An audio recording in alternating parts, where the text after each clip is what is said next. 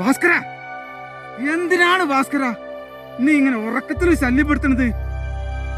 ഒന്ന് ദയവായിട്ട് ഒന്ന് വിട്ടുപോ. എന്റെ എല്ലാ ദിവസ സ്വപ്നങ്ങളും നീ താറുമാറാക്കുകയാണല്ലോ. എന്താവശ്യമുണ്ട് എനിക്ക്? എനിക്കറിയാം നീ എന്തിനാണ് തൂങ്ങി മരിച്ചതെന്ന്. നീ എന്തിനാണ് ഇങ്ങനെ കള്ളും കുടിച്ച് ബോധമില്ലാതെ ലെക്ക് കെട്ട് നടന്നത് എന്ന്.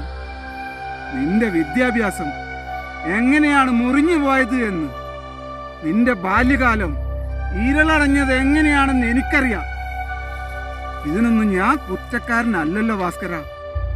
എന്തിനാ നീ എന്റെ പുറകെ കൂടുന്നത്?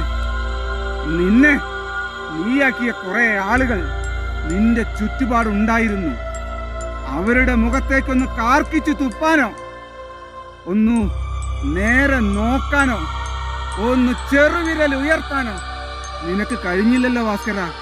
പിന്നെ നീ മരിച്ചു കഴിഞ്ഞതിന് ശേഷം എന്തിനാണ് നിന്റെ ഉറ്റ സുഹൃത്തായ എന്നെ നീ ഇങ്ങനെ വിടാതെ പിന്തുടരുന്നത്?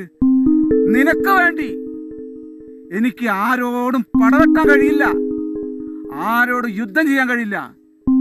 ദയവായി എന്നെ ഒന്ന് വിട് ഭാസ്കര. ഞാൻ എൻ്റെ വഴിക്കൊന്ന് പോയിക്കോട്ടെ. ഇത്തിരി കൂടി ഞാൻ ഈ തണലിലൊന്ന് കിടന്ന് മയങ്ങിക്കോട്ടെ, പ്ലീസ്.